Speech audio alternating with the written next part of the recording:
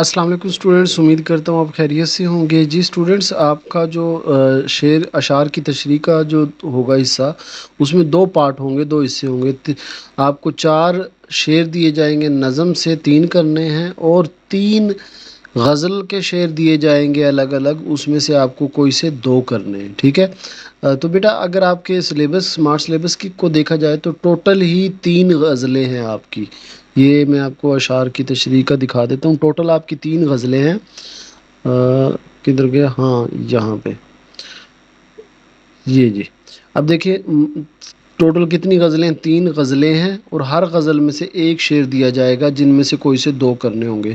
تو میں نے کیا کیا کہ آلریڈی ہی 2 ہی چوز کر لیے، اور 2 کون سی چوز کی ہیں جو مجھے آسان لگی ہیں، مطلب یہ آسان ہے، یہ میں ابھی بتاؤں گا، آپ کو دیکھنا فوراً سے یاد ہو جائے گی۔ ایک یعنی میں نے یہ غم ہے یا خوشی ہے تو، ایک یہ کی ہے، اور ایک فقیرانہ آئے صدا کر چلے۔ تو ان دونوں میں سے ایک ایک آنا ہے، لازمی آنا ہے، مطلب وہ گارنٹیڈ آنا ہے۔ تو ان کو ایک بار دیکھ لیں۔ اچھا، میں نے کوشش کی ہے بیٹا یہ چھوٹا لکھنے کی۔ میں آپ کو ایک بات بتاؤں، ویسے آپ کو نا 1 پیج لکھنا ہوتا ہے ایک شعر کا، میں نے اس کی پریزنٹیشن میں بتایا، ایک شعر کا 1 پیج بھرنا ہوتا ہے۔ اب اس میں آدھی لائن میں تو شعر نمبر 1، پھر چاہے شعر لکھ دیں، پھر اصل نمبر جو ہوتا ہے نا آپ کا، 1 نمبر تو یہ جو مفہوم آپ کو نظر آ رہا ہے یہ، اور شاعر کا نام، 1 نمبر تو اسی کا ہو جاتا ہے۔ باقی اب تشریح ہے ایک کی، اب بچے اس میں شعر بھی ایڈ، بیٹا اب شعر اگر کوئی یاد ہے وہ ایڈ کر دو، کوئی حوالہ، کوئی حدیث، کوئی کوٹ، کوئی بھی آج چیز ہے مارکر سے ایڈ کر دو، اچھی چیز ہے، ٹھیک ہے۔ تو 1 نمبر رہ جاتا ہے، اس کے لیے پھر جتنی محنت کرنی ہے کر لیں، اور ویسے بھی یہ سب سے اینڈ پہ کرنے ہیں بیٹا، نظم اور غزل کی تشریح جو ہے وہ آپ نے سب سے اینڈ پہ کرنی ہے، میں نے اس کی پریزنٹیشن میں بتایا تھا، ٹھیک ہے۔ تو مین تھیم ہمارا کیا رہنا چاہیے کہ آپ نے مفہوم یاد رکھنا ہے، شاعر کا نام۔ تو ہم 2 ہی کر رہے ہیں، تو 2 شاعروں کے نام ہیں، ایک غم ہے یا خوشی ہے تو ناصر کاظمی کی ہے، اور فقیرانہ آئے صدا کر چلے یہ میر تقی میر کی ہے۔ تو پہلے اس کو دیکھ لیتے ہیں، غم ہے یا خوشی ہے تو میری زندگی ہے تو۔ اب لفظوں سے ہی پتہ چل رہا ہے، چاہے زندگیوں میں غم ہے یا زندگیوں میں خوشیاں آئے، یہی اس کی حقیقت ہے، اور میں نے اسے قبول کر لیا ہے، ٹھیک ہے۔ چاہے ناصر کاظمی اس مطلع میں زندگی کی حقیقت کو موضوع بناتے ہوئے کہتے ہیں کہ خوشی اور غم ہمیشہ انسان کے ساتھ رہتے ہیں، مطلب وہ اپنی زندگی سے کہہ رہا ہے کہ چاہے غم ہو یا خوشی ہو، مسائل ہوں، پھر بھی ہم نے زندگی کو جینا تو ہے نا، ٹھیک ہے۔ اس کو مجازی معنوں میں لینا ہے تو اس طرح بھی لے لیں کہ میرے محبوب، اگر میرے پہ غم آ رہا ہے، میرے پہ خوشی آ رہی ہے، تو میں کچھ بھی ہو، میری زندگی ہے تو میں نے تجھے نہیں چھوڑنا، تیرا ساتھ نہیں چھوڑنا، ٹھیک ہے۔ تو جس حساب سے بھی اس کو لینا ہے۔ اس کے بعد نیکسٹ ہے بیٹا، آفتوں کے دور میں چین کی گھڑی ہے تو، کہ اپنے محبوب سے کہہ رہا ہے کہ اتنی ٹینشنیں ہیں، اتنی پریشانیاں ہیں، آفتوں کے دور ہیں، تکلیف کے دور ہیں، مصائب کے دور ہیں، زندگی مصائب سے بھری پڑی ہے، لیکن میرے محبوب تیری یاد، تجھ سے ملنا، یہ میرے لیے سکون، میں سب کچھ بھول جاتا ہوں تجھ سے مل کے، ٹھیک ہے۔ آفتوں کے دور میں، مصیبتوں کے دور میں چین کی گھڑی ہے تو۔ اچھا، میری رات کا چراغ، میری نیند بھی ہے تو، محبوب کی یاد ہی رات کے چراغ میں روشنی کا کام دیتی ہے، مطلب جس طرح رات اندھیری ہوتی ہے اور اس میں ایک اگر چراغ جل پڑے تو روشنی ہو جاتی ہے، تو اے میرے محبوب، تیری مثال بھی میری زندگی میں اسی طرح ہے کہ میری زندگی رات ہوئی پڑی ہے، اور تیرا ہونا اسی طرح ہے کہ وہ ایک چراغ کی طرح ہے، اور جس طرح سکون سے نیند آتی ہے، میں تیرے خیال میں مجھے نیند کا مزہ ملتا ہے، میری رات کا چراغ، میری نیند بھی ہے تو، ٹھیک ہے۔ میں خزاں کی شام ہوں، رت بہار کی ہے تو، میں خزاں کی شام ہوں، میں تو اجڑا ہوا ہوں، میں تو مطلب خزاں نے مجھے اجاڑ کے رکھ دیا ہے، جبکہ محبوب تیری آنے کی وجہ سے، تیری ہستی کی وجہ سے تو میں تر و تازہ ہو جاتا ہوں، دل فریب ہو جاتا ہوں، ہاں، کہ وہ کیسے تھا شعر کہ ان کے آنے سے جو ہو جاتی ہے، آ جاتی ہے چہرے پہ رونق، وہ سمجھتے ہیں کہ بیمار کا حال اچھا ہے۔ تو میں تو خزاں کی شام ہوں، یہ جو رت بہار کی آتی ہے میرے اوپر، یہ تیری وجہ سے آتی ہے، محبوب سے کہہ رہا ہے، ٹھیک ہے۔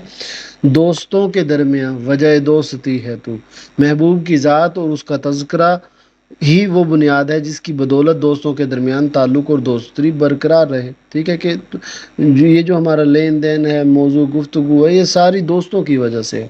پھر اس کے بعد ہے، میری ساری عمر میں ایک ہی ایک کمی ہے تو، شاعر اپنی زندگی میں سب سے بڑی محرومی کا ذکر کرتا ہے کہ باقی سب کچھ ہونے کے باوجود محبوب کی غیر موجودگی ایک مستقل کمی بن کر رہ گئی ہے کہ میرے پاس سب کچھ ہے لیکن تیری کمی ہے میں، ٹھیک ہے؟ میں تو وہ نہیں رہا، میں تو وہ نہیں رہا، ہاں مگر وہی ہے تو، وقت کے حالات اور صدمات نے میری شخصیت تو تبدیل کر دی ہے، لیکن ہے میرے محبوب تجھے تو کوئی اثر ہی نہیں پڑا، تو ویسے کا ویسا ہی ہے۔ اب اس کو ہم نے ذرا ایکسپلین کر دینا ہے۔ ناصر اچھا یہ آخری نہیں آتا ہوتا، یہ مطلب ویسے کہنے ناصر اس دیار میں کتنا اجنبی تو ہے، ناصر تو اس بری دنیا میں معاشرے میں خود کو بالکل اکیلا اور تنہا اور اجنبی محسوس کر رہا ہے۔ آخری اس لیے نہیں آتا کہ اس میں نام لکھا ہوتا ہے، ٹھیک ہے؟ اب نیکسٹ جو دوسری ہم نے کرنی ہے بس یہی کرنی ہے، فقیران آئے صدا کر چلے میاں خوش رہو ہم دعا کر چلے۔ بیٹا شعر آ بھی سکتا ہے اور ہے بھی آسان کہ ہم محبوب کی گلی میں فقیروں کی طرح پکار رہے ہیں کہ تم ہمیشہ خوش رہو، ہمارے منہ سے آپ کے لیے دعائیں ہی نکل رہی ہیں۔ جو تجھ یہ کون ہے؟ میر تقی میر۔ جو تجھ بن نہ جینے کو کہتے تھے ہم، سو اس عہد کو اب وفا کر چلے، کہ اے محبوب جو ہم نے تم سے وعدہ کیا تھا نا کہ ہم نے تجھ سے وعدہ کیا تھا کہ ہم تیرے بنا جئیں گے نہیں، یہ لیں جی دیکھے آج میں تیرے بنا مر رہا ہوں، اپنی زندگی قربان کر رہا ہوں۔ اے محبوب ہم نے تم سے وعدہ کیا تھا کہ تمہارے بغیر زندہ نہیں رہیں گے، اب تمہاری جدائی میں اپنی زندگی قربان کر کے اس وعدے کو نبھا دیا ہے جو تجھ بن نہ جئیں گے۔ تجھ بن مطلب تیرے بغیر نہیں جینا، ہم کہتے تھے، ہم نے وعدہ کیا، سو اس عہد کو اب وفا کر چلے، یہ دیکھیں ہم زندگی قربان کر رہے ہیں، اور وہ جو تم سے وعدہ کیا تھا تیرے بغیر نہ جینے کا یہ دیکھیں پورا ہو رہا ہے۔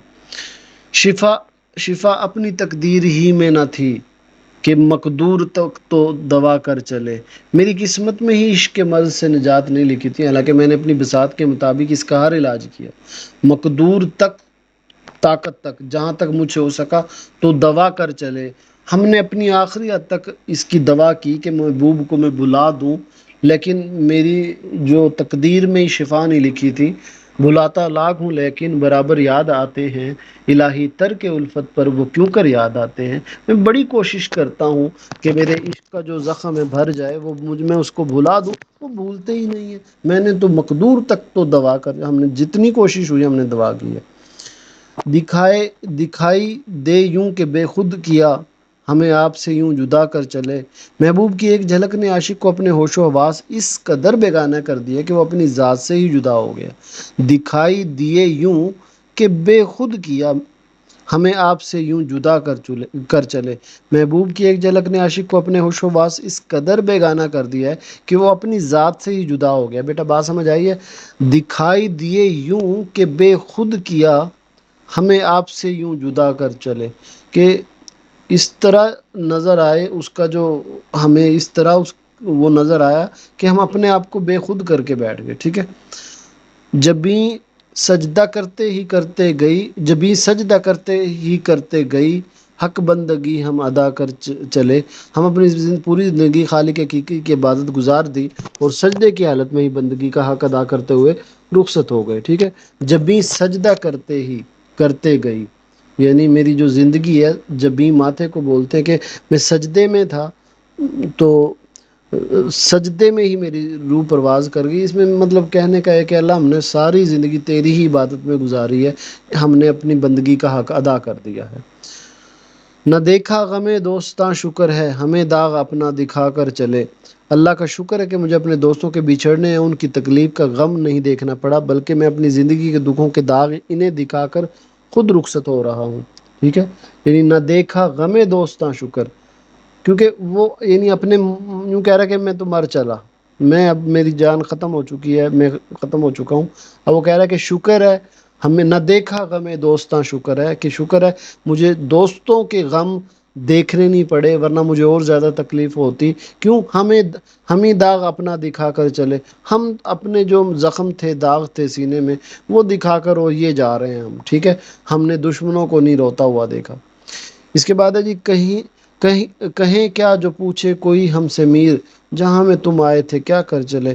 اب اس میں بھی میر کا نام ہے نہیں آئے گا، لیکن پھر بھی مفہوم یہ ہے کہ اگر ہم سے اللہ تعالیٰ نے پوچھ لیا کہ بھئی آپ آئے تھے تو کیا کر کے آئے دنیا میں، وہ ایک فنی سی میم ہے نا کہ چوری دنیا چ آئے تا ہاں پر پیا پھیرا ہی ہے نا.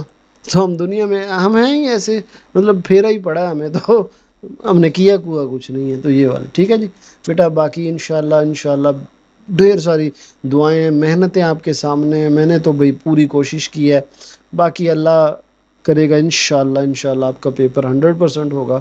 بیٹا ویڈیو کو لائک کریے گا، چینل کو دوسرے دوستوں تک پہنچایا کریں بیٹا، تاکہ ان کو بھی یہ فائدہ ملے. اور انشاءاللہ 10th میں بھی ہم تیاری کریں. اپنا خیال رکھیے گا. اللہ حافظ.